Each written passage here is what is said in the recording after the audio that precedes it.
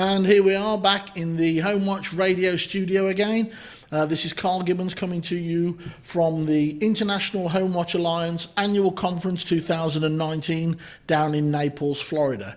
And joining me in the studio is Greg Lordi from Personal HomeWatch. Hi, Greg. Hey, Karl. How are you today? I'm good, man. How are you? I'm doing great. It's right. really nice to be here. It's beautiful. I mean, you're living the life down here in Southwest Florida, right?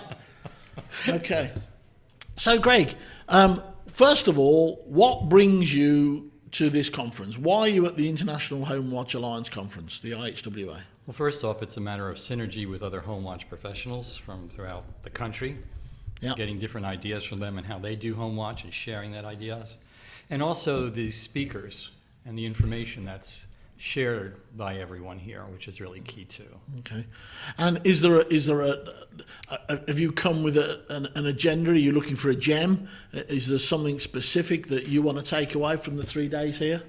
Nothing specific. I'm pretty open to everything. I think if anything, I just want to find out how I can improve my business and my home watch for my clients. So, how did you get into HomeWatch? Because it's a fairly new phenomenon, right? I mean, it's only recently that I've ever heard about it. So, what is it, and why did Greg get into it? Well, I was an IT professional up in New York and New Jersey for like 30 years. Yep. And I had a place in Naples, and actually I had HomeWatch to do my place. Diane Paisani was my HomeWatch professional.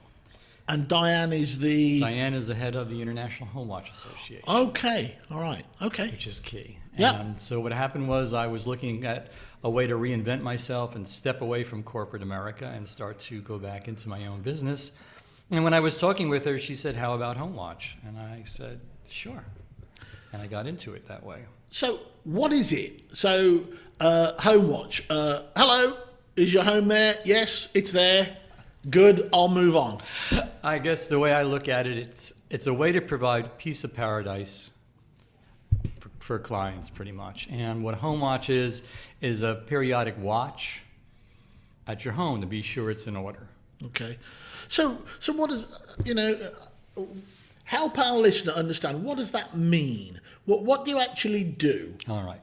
So let's take a single family home for instance, which I do weekly. So every week I go to a single family home and I walk around the outside of the house looking for anomalies, looking for something that's not right. Right. Either a crack or a water leak or even issues with landscaping or the pool. Okay. And then once that's done, I go inside. Right.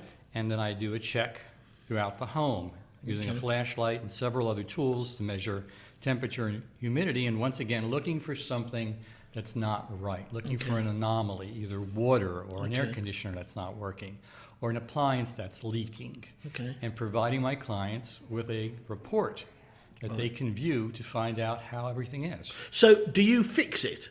So you now find this anomaly, whatever that is, and then do you sort of whip out your tool bag and fix whatever's wrong? I provide the ability to provide vendors to do that. So let me give you an example. Okay. Happened this week, Monday. I walked into one of my clients' home, beautiful single family home, about 5,000 square feet. Right. And both air conditioners weren't working. Okay. They had shut down. That's not good in Southwest Florida, right? Not good in Southwest Florida. Okay. So I immediately called their air conditioning vendor to come out. Yeah. And the air conditioning vendor came out, was able to fix one, but the major unit was not been able to fix because of a part that had to be ordered, a blower motor. Yep. So I then contacted the client to say we have to do something and we need to lower the humidity. I contacted iMold. Okay. So I used another vendor. I brought in dehumidifiers. So that's another local company. Yes, another local company. Right. So I use local companies to provide clients with their services. Okay. So you're a watchman and then a facilitator. Is that? Yes. Is that okay? Why does a homeowner need HomeWatch? Because here, I come to beautiful Southwest Florida. I'm probably here on vacation, right? It's my second home, or maybe It's certainly not my first home, because if it was my first home, I wouldn't need somebody to look after my property, right? So I come down here on vacation. It's time to go back up north or wherever it is, or back to the UK or wherever it is that I've come from. And I lock up and I make sure the air conditioning's on, and I secure the house. That's probably the best terminology, right? Why do I need a home watch company? Well, because basically a vacant home down here is a vulnerable home, and that's really important. What I mean by that is that things can go wrong due to the environment of Florida, number one, due to the issues with an air conditioner that can go bad, Right. a water leak that can happen, an appliance supply line that can be damaged. And if that happens, you can run into issues with your property. Okay. So Home Watch provides you that ability for me to go in and do a watch and be sure that your home is in a secured, safe way. Okay. And that's key. Are there key things that are more prominent than others down here? I mean, are there certain things? I mean, clearly we don't have to worry about snow and ice and frost, do we? But are there other challenges unique to Southwest Florida? Yes, and the biggest one is water and air conditioning. Water and air conditioning. Yes. So elaborate on that a little bit Okay. for our listener. Air conditioners here run 24/7, 12 months a year. We're up north, they run 3 or 4 months. Right. And your air conditioner is vital because your air conditioner maintains the humidity level Right. that's acceptable in your home. If humidity goes up above a certain level, mold can occur. And that's really one of the kiss of deaths here. So if your air conditioner goes, which can happen because it's running frequently, then you have a problem like I ran into today Okay. on Monday. The other issue is water. Okay. We have rains and a rainy season, and leaks can happen. And leaks can happen either in a roof or through a window, and that's another issue too, because if you get leaks, once again, you get water, and water can create issues in your home. Okay. Now, since I've been here for the last couple of days, I keep hearing the M word. Everywhere I go, I can't go for a cup of coffee, pick up a donut, anything. I'm hearing the M word, this mold word. Talk to me a little bit about that. Why is it such a problem? Why is it a big issue down here? Why is everybody, scared of it? Why is it the big horror that it is? Well, mold itself, and I'm sure you'll be talking, and Brian will also be talking, who is in charge of iMold, more about it today at the conference or tomorrow at the conference, is an issue from a health standpoint. Okay. So it can be very damaging to your health, and people can have different allergic reactions to it. There are different types of mold. Some of them are very passive, and some of them are very aggressive and can cause health damages too. Okay. The issue here is with humidity, is that if humidity goes high and water occurs, mold can happen. And that creates an issue because your house can basically become a bacteria farm. Okay. So, can't I go and get some bleach and just sort of, sterilize the area myself and wipe it away? Yes, you can to a point, but there are certain laws in Florida that kind of dictate that. Okay. All right, that you can't do that. Okay. And one of the things is that bleach, and I'm not an expert on this, but bleach can also have a passive effect in just covering up the mold versus removing the mold itself. Okay. And that's a challenge that people have. Also, it can be growing where you can't see it. Okay. And that's something too. It could be growing inside the walls. So how would I know? So I've just come back down from up north. I'm down here now for the season, I believe you call it down here. And how will I know when I walk into my house? Clearly, if there is stuff all over the place, fungus all over the place, I get it. But like you said, sometimes it hides where we can't see. How will I know? How would the homeowner know? First off, there's a smell, and if you're attuned to the smell of it, you'll pick it up because a house has a feeling, and when you go in, you know if your house is right or not. Right. You walk in and say, okay. You walk in and you smell something, that could be an indicator. Another indicator could be if there happens to be some separation in the baseboard Right. of your floor, of your wall, that there could be water in between, or if you have Okay. a water leak that's happened, or a Okay. water drip, mold could be happening inside the Okay. wall. And what's the, if in doubt, as it were? So what I come in now and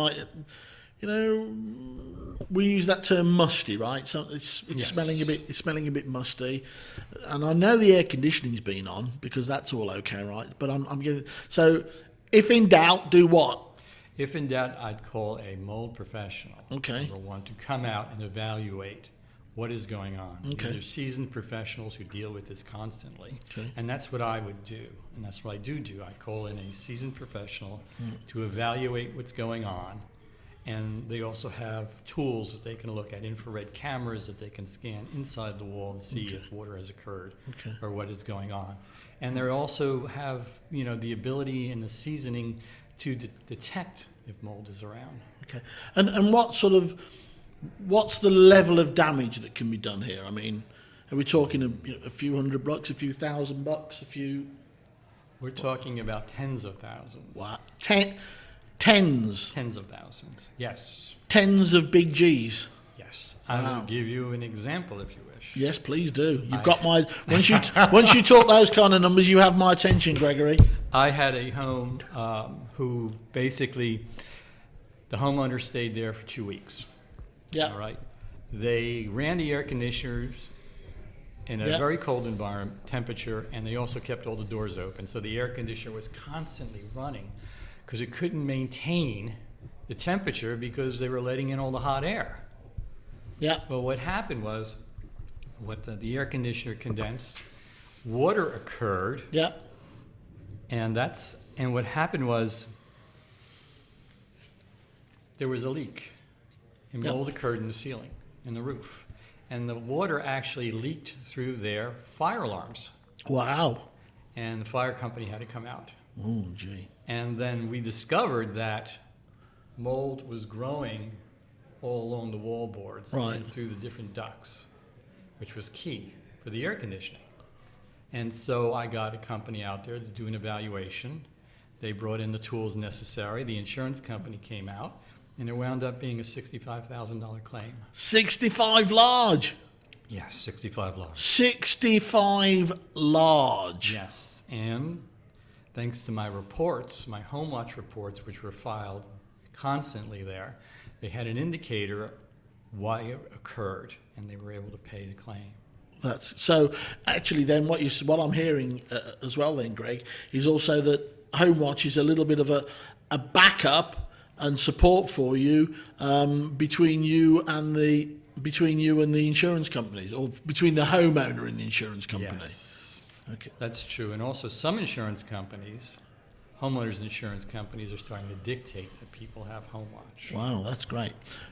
Greg, if somebody is thinking about hiring a home watch company, very similar to personal home watch, and of course that's what we hope they do, but give me a couple of questions that they need to ask to validate and to find out whether the company that they're talking to actually knows what they're talking about and they're any good. Because we know in life, like everything else, there's the great companies like Personal Home Watch, and there's, shall we say, the not so good companies, right? So how can you tell the difference? What should they be asking? First question they should ask is how many clients they have. Okay. That's important. All right. Because if they have too many clients, then it becomes an issue of how could you service my home if you have 100 clients? How could you do that? Okay. How could you give my home the right time and Okay. energy? That's number one. Also, they should be insured. Okay. Do they have insurance? That's important too. Is there a background check? Are they bonded? Okay. Have they had training? Okay. Or they just pick this up and say, I'm going to be a home watch person. So Got what it. are their qualifications? Like anything else, if you look at a plumber or anyone else, they've had training, they've had Yeah. experience. What is their experience in that? And that's very important too. And then I would ask them to walk me through what they do for a home watch. Okay. That's important. All right. Show me your home watch. And if they don't say this, run. What is it if they don't say to you, we do this, or we don't do this? Either way, what's the one thing that if they say, like, run for the hills? I would say basically if they don't have insurance, All right. that's really key. Okay. I would raise a red flag because that puts you in a liability situation. Right. What which about you don't want to be in. Okay. What about frequency of visits, Greg? How often? Frequency of visits is based upon the type of home. For single-family homes, home watch should be once a week. The reason is so much can go wrong because you have the outside as well as the inside that you look at. For condominiums or townhomes, I do 3 times a month. Right.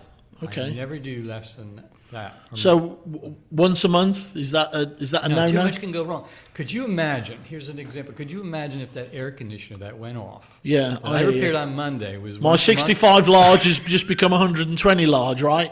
Yeah. That's what I'm hearing. And that's one of the situations. So, it's worth it because what are you paying for? You're paying for home watch is worth a lunch for 2 people. Right. So you have an investment that's going to be worth millions of dollars down here. Right. So why are you looking at this investment and not investing I hear a you. lunch or a dinner I hear you. keep it secure? I hear you. So, Greg, if somebody wants to get hold of you, how can they catch hold of you? Best way to get hold of me is contacting me at my phone number, if I can give it here. Yeah, you can. Absolutely. 239-989-1464. Just give that one more time. 239-989-1464. Or go to my website, www.personalhw.com, and send me an email or give me a call. Okay, that's good. So I'll just give you it once more. Greg Lordi, Personal Home Watch, 239-989-1464. 239-989-1464. Greg, thanks for stopping by the Home Watch Radio studio. We really appreciate it.